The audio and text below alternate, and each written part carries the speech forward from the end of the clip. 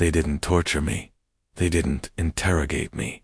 They gave me to her, and that was far more dangerous. If stories of human strength, forbidden passion, and alien dominance pull you in, hit that subscribe button and stay chained to this journey. We promise you won't want to escape. Let's begin the story of the prisoner who wasn't broken by pain, but by a kiss. I was captured on Dune Thatnan, the last of our outposts, before the Kyrox Empire pushed us into the dust. My squad never saw them coming, shadows and plasma storms, slicing through armor like silk. I remember the silence after, the searing pulse of a stun net around my chest, and then nothing. I woke in a cell of glass and gold, no guards, no bars, just open air, marble floors, and a view of a star-split sky that made Earth look like a nursery rhyme. It wasn't a cell. It was a palace, and she was the warden. She walked in like gravity belonged to her, 7 feet tall, skin like polished obsidian flecked with starlight, and eyes that didn't blink, just burned. Her robes shimmered with living metal, trailing behind her like a command no one dared refuse. "My name is Alzera," she said, voice laced with music and war. "You are mine now." I stood. My knees didn't agree. She didn't laugh. She didn't threaten. She studied me like I was a riddle she didn't ask for, but had every intention of solving. "Why am I alive?" I asked. "You intrigued me." I hated that word. It made me feel exposed, reduced to a curiosity, a puzzle with blood and breath. But when she circled me, those glowing fingertips brushing the curve of my jaw, something more primal rose in me. Fear. No, not fear. Obsession. Alzera didn't treat me like a soldier. She didn't bind me in chains, not physical ones. She dressed me in silks softer than thought, fed me food laced with impossible flavor, and asked questions no interrogator would dare whisper. "What did it feel like?" she once murmured, "to lose your home planet under a burning sky?"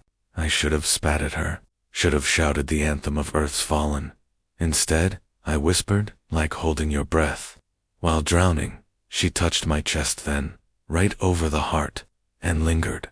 I hated her, and I wanted her more than I wanted air. Before we continue, remember, not all chains are made of steel. If this story's already wrapping around you, like her fingers on his soul, stay with us. She began visiting more. Every night, just as the alien moons aligned, she'd sit beside my bed, not speak, just watch. The silence between us thickened. One night, she reached for my hand. I let her. "What are you doing to me?" I asked, voice hoarse, fingers trembling. "I don't know," she answered, "but you're the first creature who ever made me feel." She could have taken me, commanded, ordered, claimed me like she had galaxies, but she didn't. Instead, she let me burn. Each moment with her was a war between what I was and what I was becoming. Her scent lingered on my skin, her voice echoed in my thoughts. I started waiting for her steps, counting the seconds between the shifting stars until she returned. And when she finally touched her lips to mine, it didn't feel like surrender, it felt like freedom. I woke with the taste of her still on my lips. She hadn't said anything after the kiss. She didn't need to. The moment her mouth touched mine, the war between us shifted into something far more dangerous. It wasn't about rebellion or captivity anymore. It was about something deeper, unspoken, undeniable. Her kiss had scorched through every defense I had left-hand. I hated how much I craved the fire again. That morning, I didn't wait for her. I stood in the center of my glass-walled chamber, watching the twin suns rise over alien cliffs. I was no longer looking for escape routes, no longer imagining rescue ships cutting through the clouds. I was listening for her, and I heard her before I saw her. That voice, smooth, low, laced with gravity, I couldn't resist. "You didn't sleep," she said as she entered, robe trailing behind her like a living shadow of desire. I turned, My breath caught not from fear. Never fear. I didn't need to, I replied. Alzera approached slowly, like she was studying the movements of a creature she both owned and didn't understand. Her eyes glowed faintly in the soft light, and the air between us tightened. She stopped inches away. You kissed me back, did I? Her head tilted. Don't insult us both. I smirked, but I was already losing, because her presence wasn't just commanding, it was magnetic. She didn't need to raise her voice. She didn't need to chain me to the wall. She just had to speak. That voice was a spell, woven with seduction and power. Every syllable pulled at me, like it remembered something I hadn't lived yet. What are you doing to me? I asked again, voice low, raw. Her hand rose. I didn't flinch when her fingers brushed my cheek, then traveled down my jaw to rest at my throat. I've conquered entire systems. I've broken kings. But I've never wanted anyone the way I want to understand you. You don't want understanding, I said. No, she whispered. I want truth. From your lips, from your skin. And then her lips were on mine again, but this time there was no hesitation. Her kiss was deeper, hungrier, not the kiss of a queen but of a woman starved for something real, something human. I wrapped my arms around her, letting her robe fall open against the heat of my bare chest. Her skin, cool and glowing with faint cosmic light, pressed against mine like two galaxies crashing. I wasn't her prisoner anymore. I was hers. By choice, by need, by something in me that had crossed the line between captor and obsession. She led me to the edge of the chamber where stars stretched out like a curtain beyond the glass. There, under twin suns and starlight, her voice wrapped around me again. Tell me what you feel, she said. Not a command, a plea. I stared at her, at the woman who had turned my world upside down without raising a weapon. Like I don't know where you end and I begin, I said. Like I'll never be free again and I don't want to be. Her eyes softened. Her touch grew slower, almost reverent. You think this is madness? I added, lips brushing her temple. But it's the most sane thing I've felt since Earth fell. She pulled back just enough to look at me. Her hands, once made for command, now trembled against my chest. Then be mad with me, just for tonight. And I nodded, because even if tomorrow brought escape, even if the war returned, or the stars turned, cold I would never forget the way her voice cast spells I couldn't break. They say skin remembers. Touch it the right way, and it echoes forever, like a whisper caught in bone. That night, under the breathless hush of twin moons, her skin learned mine, and I forgot who I was before her. She didn't lead me like a queen. She didn't command. She simply looked at me with those violet glowing eyes that shimmered like nebulae collapsing, and I followed, willingly, recklessly. We stood at the edge of her chamber, the glass walls peeling back like petals, revealing stars so close they felt like they were watching. Wind slipped through the open air, warm and foreign, carrying the scent of her sandalwood, starlight, and something else, something almost human. Her hand slid into mine. It didn't tremble this time. Alzera spoke, low and slow, voice-like. Molten velvet. If you stay tonight, there is no going back to what we were before. I didn't answer with words. I stepped forward, pressed my palm to her chest, over the quiet rhythm of a heart that beat differently, but beat all the same. And then she kissed me, not with hunger, with reverence, like I was something holy. Her fingers moved to my shoulders, slipping down my arms like she was, learning every muscle, every scar, every fracture I'd hidden. She didn't flinch at the broken parts of me. She welcomed them, touched them like they were sacred. I slid the folds of her robe down, revealing skin that shimmered beneath moonlight silver, with soft violet tones that pulsed faintly with bioluminescent veins. She was breathtaking, and I wanted to map every inch of her with nothing but my hands and my mouth. When she leaned into me, the contact sent heat tearing through my spine. Her body curved to mine as if sculpted for this moment. as if all the war and pain we had both survived had led us to this one impossible night. No orders, no chains, just us, just skin. I laid her down on the velvet stone platform that overlooked the stars. Her breath caught as I kissed down her neck, her chest rising beneath me like waves, answering the moon. Her hands gripped my back, firm, hungry, desperate to memorize. And I let her, because I was doing the same. Every gasp from her lips was a truth. Every tremble in her legs was a confession. She was learning me, not as a prisoner, not as a soldier, but as a man, and I was learning her not as a conqueror, not as a queen, but as a woman who had waited far too long to be seen. Our bodies moved like they had always known each other in some forgotten lifetime. Her voice, so calm and terrifying when we met, now broke in soft moans against my ear. She whispered things, in her language, words I didn't know, but felt. Words that ached and clung and wrapped around my bones. Time didn't move. The galaxy didn't matter. There was only heat, pressure, motion. There was only us. When it was over, when the storm passed through us like a supernova, I stayed wrapped around her. She curled into my chest like something fragile, not in power, but in heart, and I kissed her forehead. I should be afraid of what this means, I said softly. Alzara looked up, eyes wide and unguarded. So should I. We said nothing more.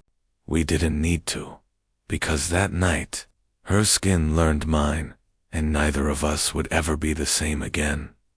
The sun rose slow on that alien horizon, bleeding violet and silver across her chambers, like the world itself hadn't decided what it wanted to be.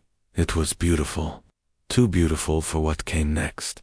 I was awake before she was. Or maybe she never really slept.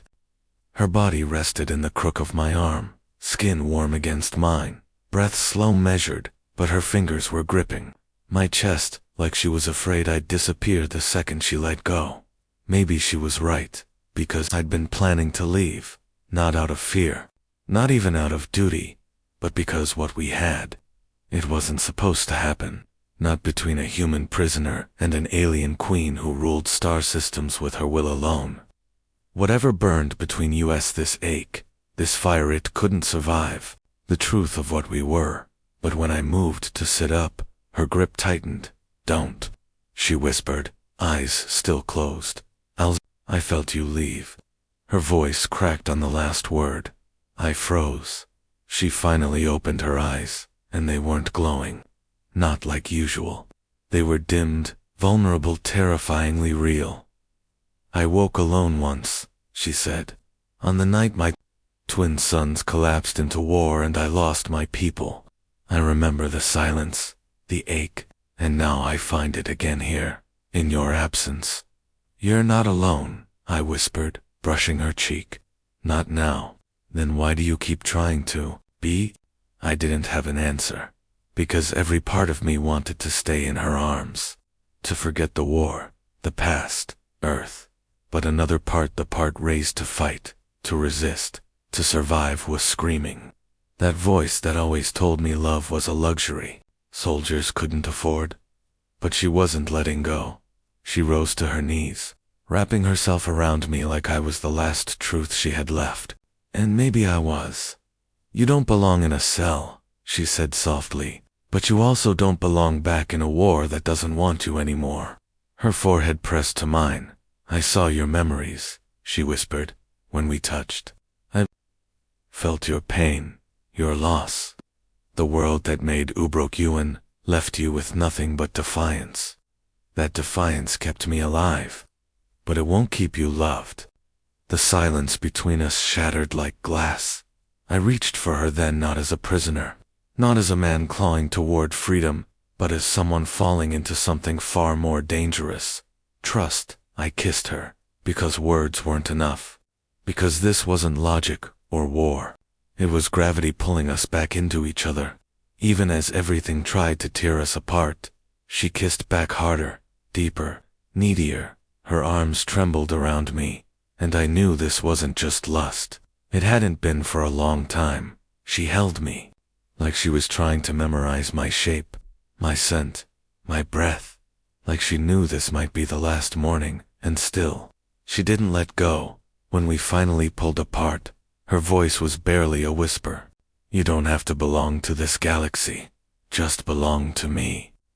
I stared into her eyes, unsure if I'd ever been someone else's anything before, and the worst part, the most terrifying part, I wanted to belong to her, not as a possession, as a choice. The alarms came at midnight, sirens like metal screaming through heaven. Lights fractured across the glass walls of her chamber. The illusion of peace shattered instantly and, in its place, war rose like an old god. I was already dressed when she came in. Her robe billowed behind her. But this time it wasn't silk, it was armor. Violet metal shimmered across her frame, molded perfectly to her body, pulsing with light that matched her heartbeat. She didn't speak right away. Just looked at my eyes full of something she'd spent too long hiding. This is your chance, she said quietly. Your people are here. I swallowed, so the rumors were true. Earth's resistance had been crawling its way across the stars. And now, finally, they'd found me. I should have been happy, should have been ready, but I wasn't, because everything inside me was pulling the other direction toward her. You planned for this, I said. I prepared for it, she corrected, but I never planned for you. Her voice broke on that last word. I stared at her, heart pounding, caught between two truths, the war that made me, and the woman who unmade me in silence. What are you going to do? I asked. Let you go. It felt like being shot without a weapon. You'd what? She stepped forward, pressed her hand to my chest. I won't keep you like this. Not in a cage. Not even in my arms. Alzera, you don't owe me your loyalty. You don't owe me anything. You were my prisoner. You had no choice. You think this was forced. I grabbed her wrist, pulling her closer. You think I would have let you touch me, no Mif? I didn't want you? Then go, she said, voice shaking. Go now, before I forget how to let you. I looked toward the door. The light from the emergency corridor was flickering. Just beyond it, escape waited. Earth's forces, my people, freedom, and for the first time since the war began. I didn't want it. I wanted her, her silence, her touch, her terrible, beautiful power. Her truth. I stepped back, not toward the door. Toward her. She froze. Say something, I whispered. She blinked once, twice. Her lips parted. You're insane, she breathed. Then we're both infected. And I dropped to my knees. Not because she asked. Not because I was owned. But because it was mine to give. Her face cracked open like a wound shock. Fear, joy, hunger, all crashing through her in a single breath. I choose this, I said. I choose you. She lowered herself in front of me, cupped my face with trembling hands. Then you're not a prisoner anymore.